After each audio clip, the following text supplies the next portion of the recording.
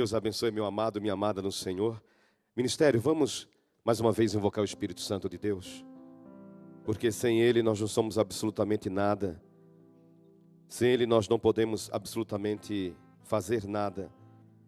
Jesus, Ele diz, meu querido, minha querida, Ele diz, sem mim, nada vocês podem fazer.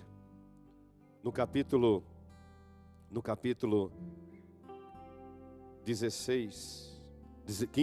15, do Evangelho de São João, Jesus, Ele diz, eu sou a videira verdadeira, meu Pai é o agricultor. Todo ramo que não der fruto em mim, Ele o cortará e podará. Todo que der fruto, para que produza mais fruto. Vós estáis puros, pela palavra que vos tenho anunciado. É importante essa frase. Vós estáis puros, pela palavra que vos tenho anunciado. A palavra, irmãos, irmã, irmão, amigo, amiga, a palavra de Deus, ela é lâmpada para os nossos pés e luz para o nosso caminho. É muito triste quando não se dá devido valor à palavra de Deus. Uma das coisas que mais me encantou na renovação carismática, quando eu conheci o movimento da renovação carismática, em 1989, quando eu entrei no seminário na cidade de Aparecida, aqui no estado de São Paulo, uma das coisas que me encantou na renovação carismática, naquele tempo, infelizmente hoje esfriou bastante, infelizmente, era o amor à palavra de Deus.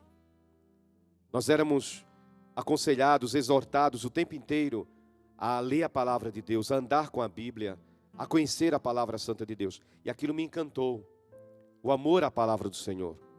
E o Senhor Jesus, Ele diz em João 15, versículo 3, vós estáis puros pela palavra que vos tenho anunciado. A palavra, ela edifica, a palavra, ela transforma, a palavra, ela conforta.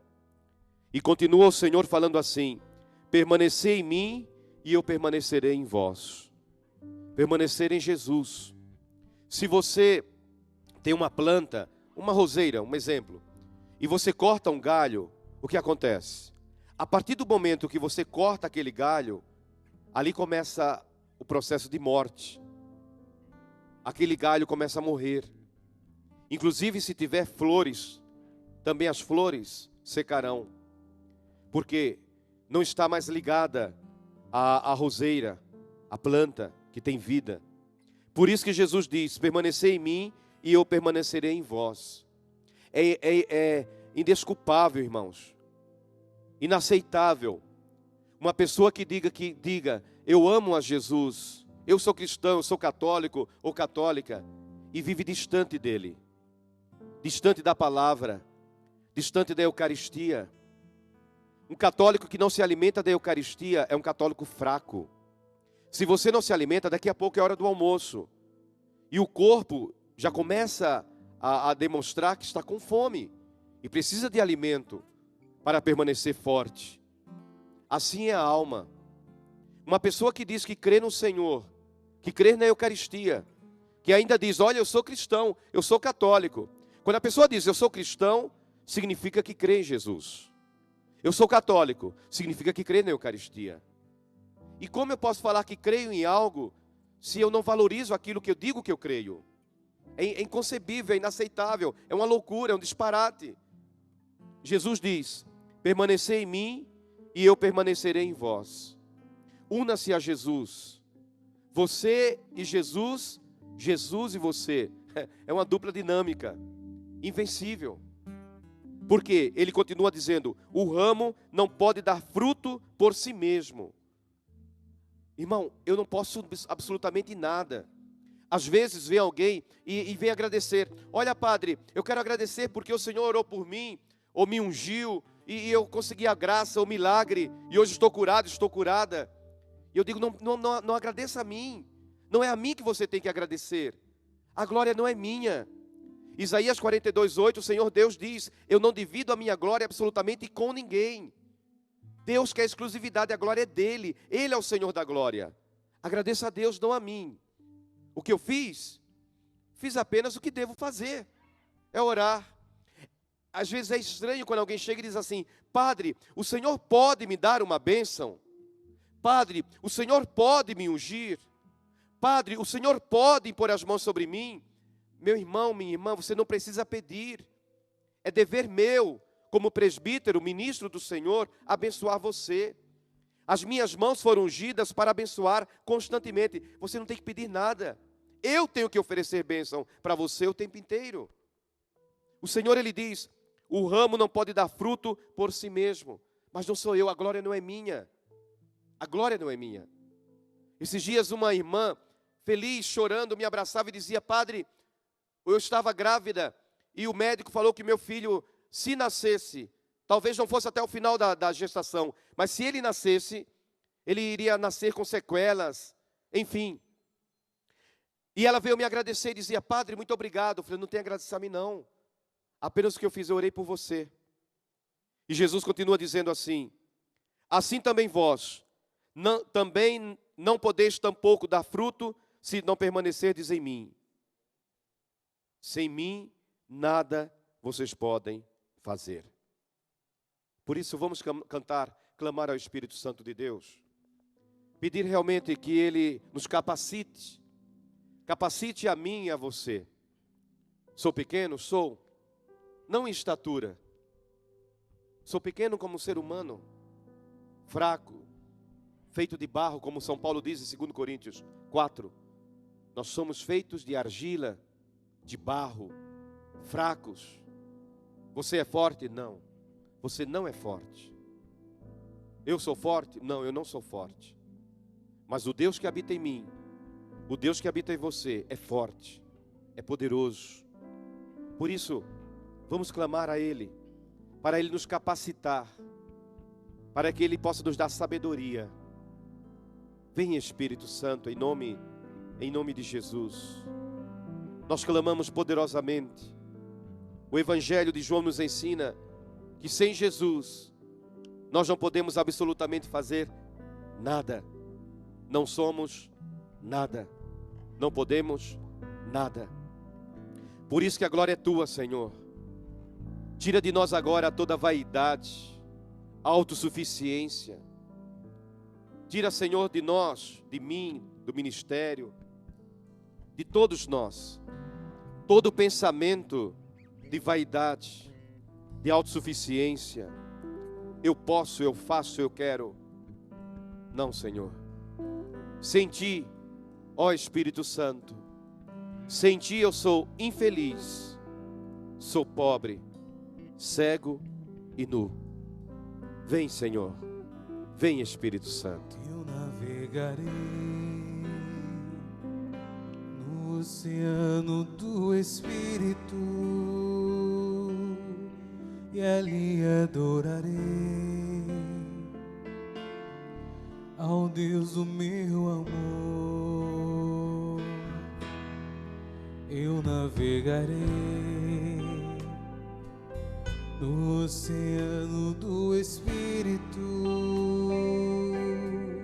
e ali adorarei ao Deus do meu amor. Espírito, Espírito, Espírito, Espírito, que desce como fogo, vem como em Pentecoste e enche-me de novo. Espírito, Espírito, que desce como fogo, vem como em Pentecoste e enche-me de novo. Eu adorarei ao Deus da minha vida, que me compreendeu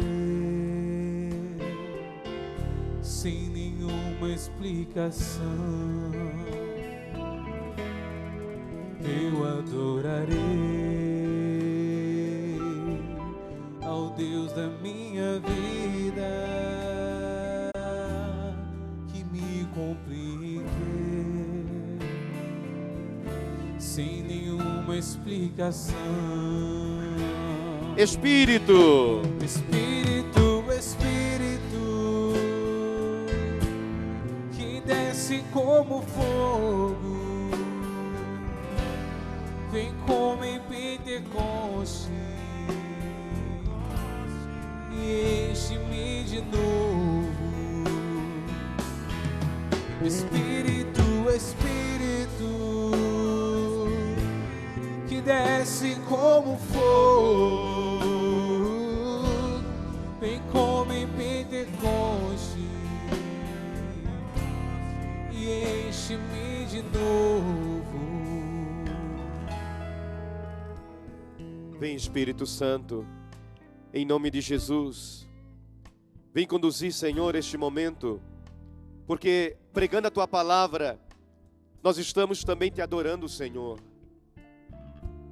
Ó Jesus amado, Jesus querido, doce e maravilhoso Salvador, como é doce ao paladar pronunciar o Teu nome, como o Teu nome é doce e suave, Jesus, como o Teu nome é maravilhoso, Senhor. Ó Senhor, somente pelo Espírito Santo nós podemos proclamar a tua senhoria. Ó Espírito Santo de Deus, dai-nos esta alegria, esta docilidade, esta reverência, este respeito ao pronunciar o santo e poderoso nome de Jesus. Ó Espírito Santo de Deus, capacita-nos, como capacitaste a Pedro, a Tiago, a João, a Paulo. A palavra nos ensina que quando Paulo estava juntamente com Silas, naquela prisão na cidade de Filipos, à meia-noite, eles estavam machucados, feridos, com fome, com sede. E a Tua palavra nos ensina que à meia-noite, eles, cheios da Tua presença e da Tua glória, elevaram ao Deus vivo um momento de profunda adoração, de sincera e verdadeira adoração. E eles oraram a Ti, ó Deus, com tal fidelidade e com tal sinceridade e confiança, que aquele lugar tremeu. E aquelas correntes, aquelas amarras caíram por terra. E eles ficaram completamente livres, libertos.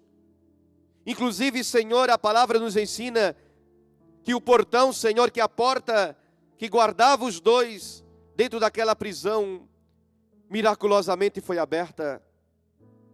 Ó meu Deus e meu Senhor, como Teu ministro eu peço agora, em nome de Jesus, por tantas pessoas que neste momento estão se sentindo amarradas, Senhor, amarradas pela tristeza, acorrentadas pela tristeza, pela dor. Quantas mulheres, esposas, que estão chorando hoje, Senhor, porque perderam o esposo, através da violência, de assalto, de sequestro, de acidente, e estão chorando agora, Senhor.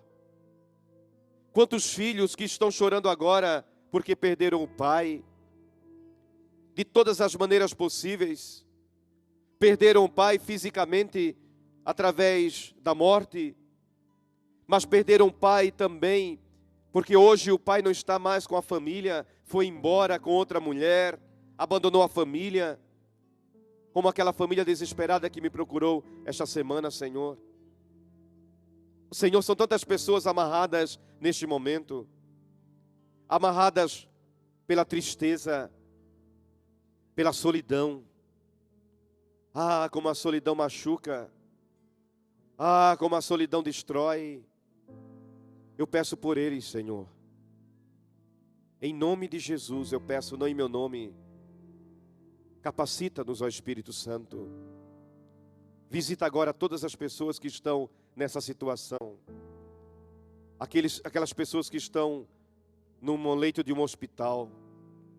Meu Deus, quantas pessoas com câncer, que até assusta, Senhor. Jovens, crianças, adultos, idosos, sofrendo numa cama. Senhor, eu peço por eles. Eu clamo por eles, ó Deus. E sei, e creio, com toda a força de minha alma, que tudo é possível para aquele que crer. Pai Santo, em nome de Jesus, na graça do Espírito Santo, liberta o teu povo neste dia, Senhor. Liberta, liberta, liberta. Em nome de Jesus, amém. Amém. Meu amado irmão, minha amada irmã no Senhor, fiel a Deus, até mesmo na fornalha. Nós aprendemos com a história dos 3 jovens hebreus, Sidraque, Misaque e Abidênago, aprendemos que devemos ser fiéis ao Senhor, ao nosso Deus, fiéis em todo momento,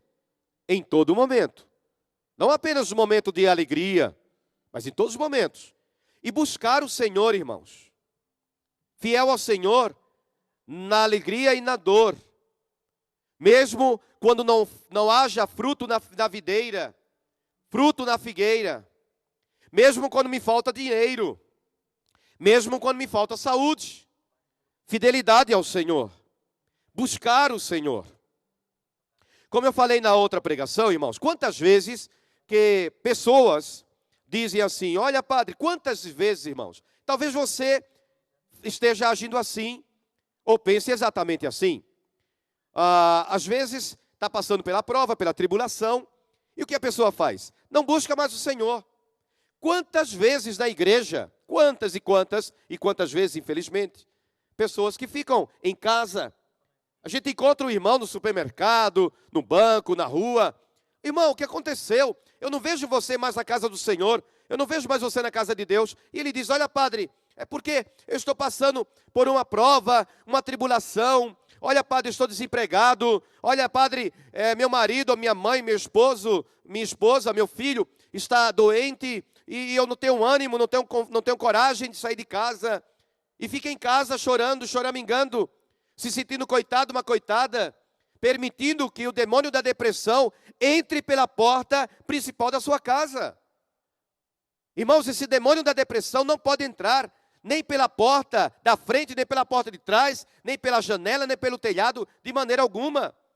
Nós temos que rechaçar esse demônio maldito da depressão, que tem levado tantas pessoas ao suicídio ou à tentativa de suicídio. Buscar o Senhor, irmãos, fidelidade ao Senhor, mesmo na fornalha. Lembramos Daniel, capítulo 6 também de Daniel. Por quê?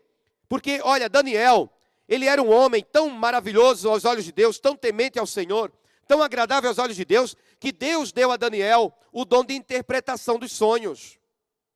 Isso não tem nada a ver com espiritismo, com inspiração divina, de espíritos, absolutamente nada disso, irmãos. Nós sabemos pela palavra que essa doutrina não é cristã, não é bíblica. Não é bíblica. Então, meus amados, está escrito em Levíticos 19:31, não vos dirijais aos espíritas nem aos adivinhos, não os consulteis, para que não sejais contaminados por eles. Então, essa doutrina de que recebe inspiração de espíritos, essa doutrina não é bíblica. Pelo contrário, a palavra de Deus é categórica, é clara. Deus, ele abomina, ele condena esse tipo de prática. Mas Daniel era a inspiração divina, era a sabedoria divina que Deus deu a este homem.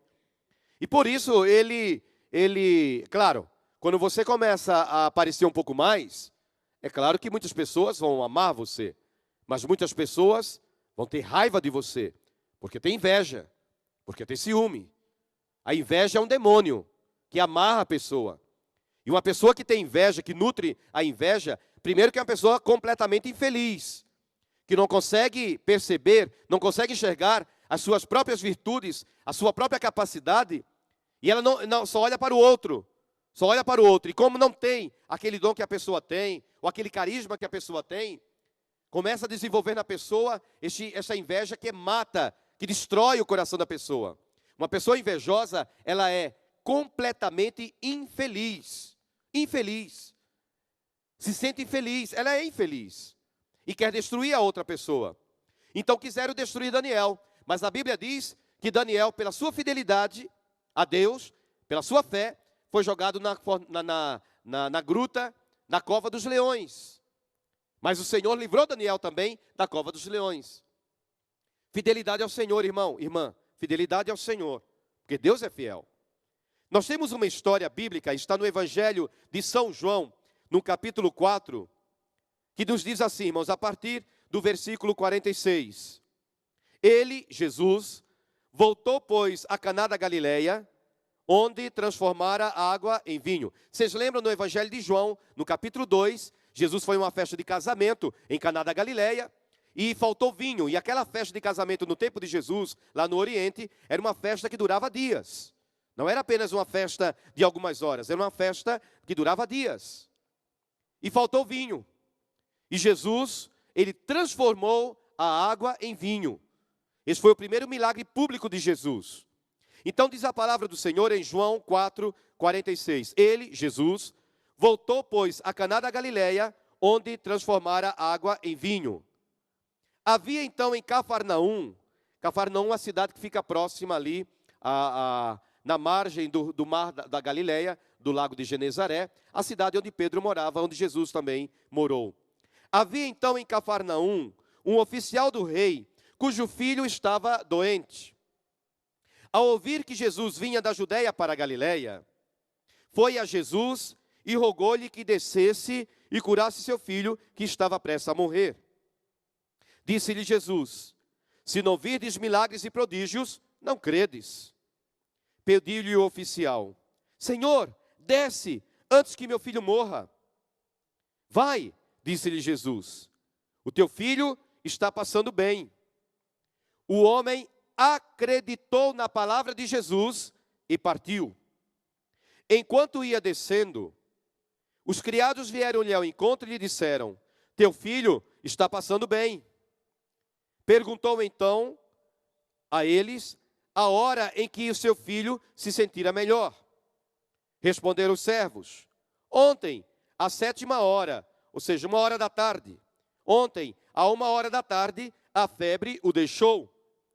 Reconheceu o pai ser a mesma hora em que Jesus dissera, teu filho está passando bem. Ele creu, tanto ele como toda a sua casa. Este foi o segundo milagre que Jesus fez depois de voltar da Judeia para a Galileia. Palavra da salvação, glória a vós, Senhor. Meu amado irmão, minha amada irmã, esta palavra é tremenda, irmãos. Por quê? Porque mostra a fidelidade deste pai. A fidelidade. A Bíblia diz que Jesus, sabemos que o primeiro milagre de Jesus foi em Caná da Galileia. Não Canaã da Galileia. Canaã é todo o território. O nome antigo de Israel, aquela terra lá dos cananeus, onde hoje é o país de Israel, ali é a terra de Canaã, a terra dos cananeus, a terra onde corre leite e mel. Então toda aquela região de Israel era a antiga Canaã. O antigo nome de Israel é Canaã. Jesus realizou o milagre em Caná. O nome da cidade é Caná da Galileia. Jesus transformou a água em vinho. Jesus voltou para Caná da Galileia. Mas o oficial do rei, cujo filho estava doente, o oficial morava em Cafarnaum, na margem do lago de Genezaré, do mar da Galileia. A Bíblia diz que este homem foi até as montanhas onde ficava a cidade de Caná. A cidade de Caná da Galileia, irmãos, não fica perto do mar da Galileia, fica nas montanhas, no alto. Por isso que quando ele vai até Jesus, ele diz, Senhor, desce, vai até a minha casa, meu filho está doente, Senhor, meu filho está morrendo. Então, aquele homem, primeiro, quando soube que Jesus estava em Caná da Galileia, aquele homem saiu da sua casa, saiu da sua cidade, Cafarnaum, e foi até Jesus. Aprendamos o exemplo deste homem, irmãos. Buscar o Senhor. Olha, ele fez exatamente o contrário do que muitas pessoas fazem na igreja. Irmãos nossos. E com certeza você tem algum exemplo assim. O homem não ficou esperando que Jesus fosse até a sua casa. Ele foi até a procura de ele foi à procura de Jesus, ele foi até onde o Salvador estava. Ele saiu de Cafarnaum e foi para lá. Ele poderia ter ficado em casa, olhando para o filho, chorando, se lamentando. Olha, o meu filho está morrendo, o meu filho está morrendo. Do que adiantaria, irmãos? O que adiantaria aquele homem ficar se lamentando, reclamando, murmurando, olhando para o seu filho? De nada. O seu filho teria morrido se ele tivesse ficado em casa se lamentando, reclamando, murmurando. Então você, meu irmão, não reclama, não murmura. Sai desta cama, sai desta casa, busca o Senhor, levante a cabeça. É assim que o Senhor quer, que você esteja com a cabeça levantada, vigoroso, forte, firme na fé. A fé é certeza do que não se vê. Não é ficando deitado numa cama que você vai resolver o seu problema. Não é ficando em casa aí reclamando, ai meu Deus, como eu sou coitado. Coitado é o demônio, não você. Coitado é o diabo que perdeu o céu. Este é um coitado, é um infeliz. Você não, você é templo do Espírito Santo. Ora, se você é templo do Espírito Santo, então você não pode permitir que na sua vida a tristeza, a depressão, a angústia invada o seu coração e seja o Senhor da sua vida e da sua casa. Em nome de Jesus de Nazaré. O homem, o pai, foi até Caná da Galileia falar com o Senhor. Vá até Jesus. Busque o Senhor. E o Senhor está no altar. Na hora da missa. Na hora da Eucaristia. Quantos católicos que estão mortos? Quantos católicos que estão absolutamente mortos espiritualmente? Por quê? Porque tem um Senhor vivo no altar, tem um Senhor vivo na Eucaristia, e não buscam. É loucura, irmãos, é loucura, eu não entendo, eu não compreendo isso, irmãos. Alguém viver assim. Ora, se eu estou doente, e eu sei o médico, eu conheço o médico, eu posso ir até a presença do médico para ele me curar, para ele receitar o remédio ou o tratamento para mim. Como é que eu prefiro ficar em casa sofrendo, reclamando, murmurando, se eu posso ir até o médico? A Bíblia diz, no Evangelho de Lucas 23, que o véu do templo foi rasgado. Eu posso entrar na presença do Senhor a hora que eu quiser, em nome de Jesus de Nazaré? E alguns, não, olha, eu não consigo. Irmãos, aquele homem saiu de sua casa, ele deixou o seu filho lá, numa cama morrendo, mas ele sabia que o Senhor Jesus tinha solução para aquele problema, que o Senhor Jesus tinha solução para aquele sofrimento. Quando ele chega até a presença do Senhor, ele diz, foi até Jesus e rogou, pediu. Irmãos, é necessário pedir. É necessário pedir. Um dia uma pessoa falou para mim assim, olha padre, eu não peço nada a Deus. Nossa, tá bom, eu peço. Tenho tanta coisa para pedir a Deus. Não porque Deus sabe tudo o que eu preciso. Não preciso pedir. Isso é vaidade. Isso é orgulho. É o pior orgulho, irmãos. É o orgulho espiritual. O Senhor Jesus, Ele diz em João 16, 23. Tudo que vocês pedirem ao Pai em meu nome, o Pai vos concederá. Tem que pedir. Pedir é gesto de humildade. Deus não atende a oração de um orgulhoso. Maria nos ensina isso em Lucas 1, quando ela diz, Deus derruba do trono os poderosos e exalta os humildes. Uma pessoa que diz, olha, Deus sabe o que eu preciso, não preciso pedir. Isto é orgulho espiritual. Essa pessoa não vai receber bênção, porque é orgulhosa. O homem, diz a palavra, rogou, suplicou, pediu a Jesus que descesse e curasse seu filho. Descesse, ou seja, de Caná para a cidade de Cafarnaum. Jesus diz, se vocês não virem milagres e prodígios, vocês não vão crer. Pediu-lhe o oficial, Senhor, desce, meu filho está morrendo. Irmãos, eu não tenho filhos biológicos, tenho filhos espirituais, graças a Deus, e muitos. Mas eu fico imaginando, quando um pai ou uma mãe recebe o diagnóstico, o teu filho tem alguns dias de vida, a tua filha tem alguns dias de vida. Eu fico imaginando a dor, o sofrimento do coração de um pai e de uma mãe. E aquele jovem estava morrendo, aquele menino estava morrendo. Jesus disse, vai, Volta para a tua casa. O teu filho está passando bem. Jesus não disse, eu vou até a tua casa curar o teu filho. Não, Jesus disse, vai, volta para a tua casa. Teu filho está passando bem. A Bíblia diz que aquele homem não ficou reclamando.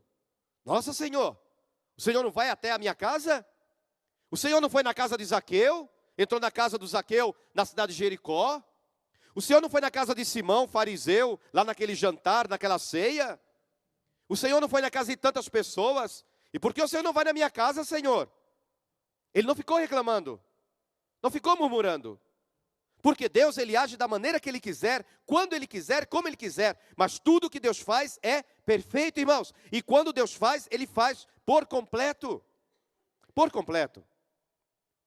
Não, Ele não ficou murmurando. Uma vez uma pessoa chegou para mim pedindo uma bênção a uma senhora, e eu impus as mãos sobre ela e disse, que o Senhor te abençoe em nome de Jesus. E ela falou para mim assim, indignada, só isso? Só isso? Ela achava, irmãos, e muitas pessoas pensam assim, que nós seremos ouvidos pelo Senhor, pelo muito falar, pela multiplicação de palavras. O Senhor Jesus, Ele diz claramente em Mateus capítulo 6, quando vocês orarem ao Pai, não se preocupem com tantas palavras, orem com sinceridade. Lembramos a oração do cego Bartimeu em Jericó, capítulo 10 de Marcos. Qual foi a oração dele? Uma frase. Jesus, filho de Davi, tem compaixão de mim. 2 vezes ele orou. Uma frase, irmãos. Uma frase foi o suficiente para o Senhor ter misericórdia daquele homem e curar aquele homem. Na hora da dor e do sofrimento, eu não multiplico as palavras, que nem tenho condições para multiplicar as palavras, porque muitas vezes as lágrimas são mais intensas do que as palavras. Mas é com sinceridade. Senhor, ajuda-me. Senhor, cura-me. Senhor, liberta-me. Em nome de Jesus, basta. A Bíblia diz que aquele pai creu na palavra de Jesus. Ele não ficou murmurando. Ele não ficou reclamando. Ele creu, tomou posse. Quantas vezes que no altar, no momento de oração, no grupo de oração, da missa de avivamento, de cura, aqui no altar é proclamado cura, milagre, e o irmão não toma posse. Vai sair da igreja ou do grupo exatamente da mesma maneira que entrou, com a mão vazia, porque não tomou posse da bênção. A Bíblia diz que aquele homem creu, voltou para casa. Quando chegou em casa no outro dia, os servos vieram felizes. Falaram, olha, o teu filho está curado, o teu filho está passando bem. E ele perguntou, mas quando foi que ele foi curado, que ele ficou curado? E os servos responderam, ontem, por volta da sétima hora. Lembrando, explicando, irmãos, para o judeu, o dia começava às 6 horas da manhã e terminava às 6 horas da tarde. O dia para o judeu começava às 6 horas da manhã e terminava às 6 horas da tarde. Das 6 da tarde às 9 da noite, era chamada a primeira vigília da noite. Das 9 da noite até a meia-noite, a segunda vigília. Da meia-noite até as 3 horas da madrugada, a terceira vigília. E das 3 horas da madrugada até as 6 horas da manhã, a quarta vigília. Às 6 horas começava o dia. Quando eles disseram, ontem à 7ª hora, ou seja, se o dia começa às 6, então a 7ª hora seria a 1 hora da tarde. E disseram, olha, ontem, por volta da 7ª hora, 1 hora da tarde, a febre o deixou. E o pai lembrou exatamente que tinha sido no dia anterior, a 1 hora da tarde, a hora que Jesus disse, o teu filho está passando bem, vai em paz. E o menino estava curado.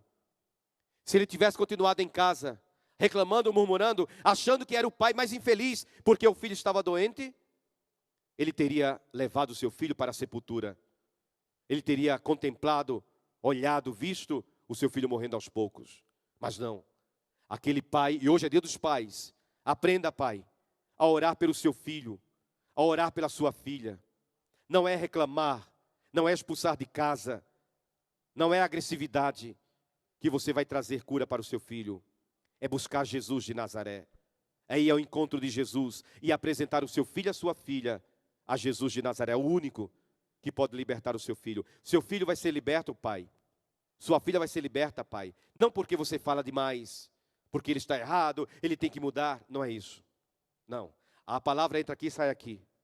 O teu filho vai ser liberto, tua filha vai ser liberta, quando você buscar com toda a sinceridade do coração o Senhor Jesus Cristo e entregar, sem pedir de volta, entregar o teu filho nas mãos do Senhor.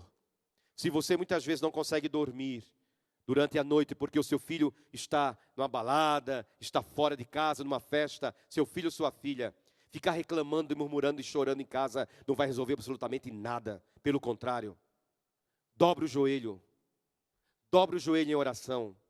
O Senhor Jesus, ele ensina em Mateus 17 que nós expulsamos demônio à força da oração e do jejum. Não é reclamando, murmurando que você vai resolver o problema, mas através do poder da oração. Porque a Bíblia diz, em Lucas capítulo 1 diz, tudo é possível para aquele que crê. Aquele pai creu na palavra de Jesus e por isso o seu filho ficou curado. Que Deus abençoe você. Busque o Senhor e eu tenho certeza absoluta, a bênção chegará até a sua casa, em nome de Jesus. Deus abençoe.